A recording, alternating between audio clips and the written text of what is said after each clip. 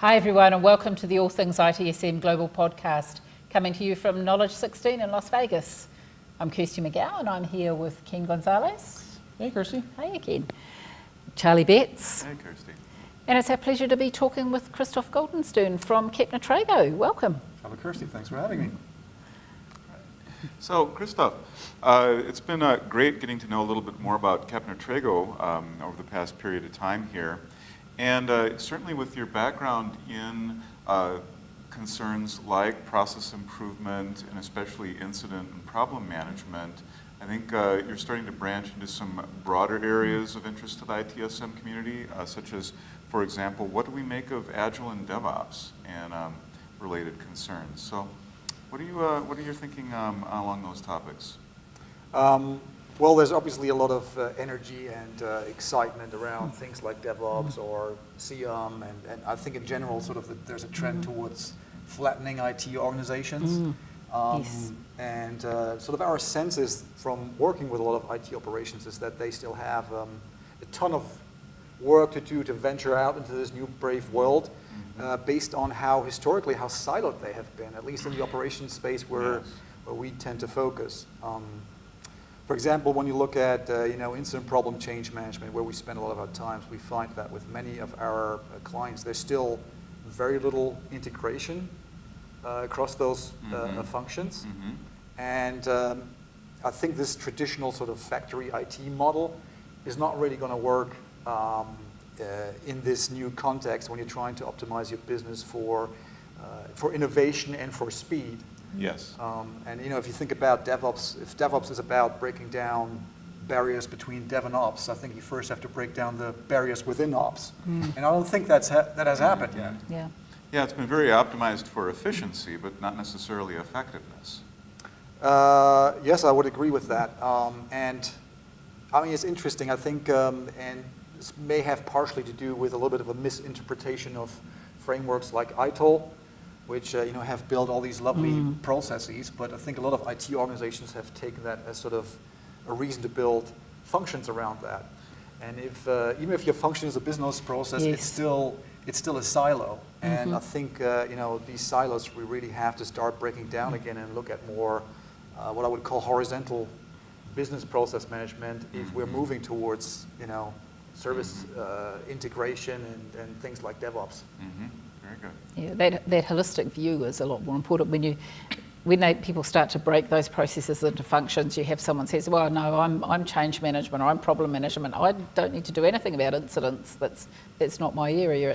But it's everybody's, the whole way of running IT has to involve everybody in the organisation. Yeah, no, I agree. And I think it's become really counterproductive that people consider themselves, I'm incident, I'm problem, I'm change.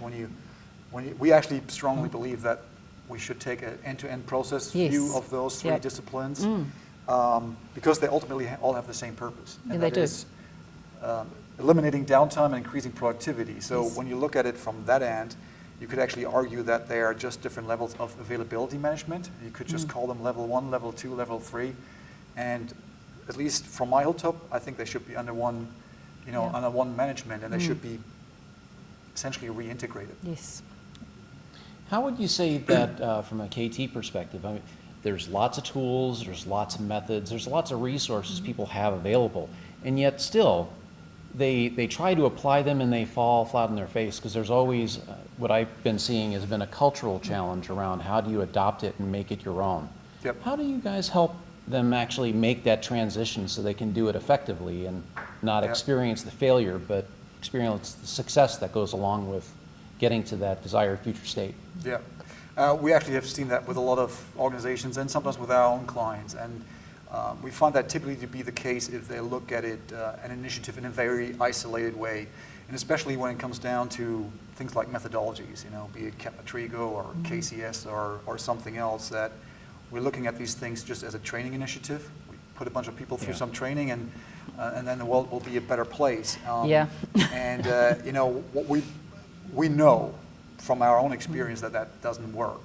We know that there are other elements in the structural social environment we need to address and touch and align to change skills into behaviors change into results, and that would include, to your point, it would include tooling, building these methodologies into your workflows, into your knowledge bases, building it into your business process so it's actually how you do work on a day-to-day basis, but also making it visible and measurable, so measuring the outcomes, but not only measuring the sort of lagging indicators that we would call them, but actually measuring the behavior change, because only then we know that we're actually changing as a business and that we'll see the outcome at the end.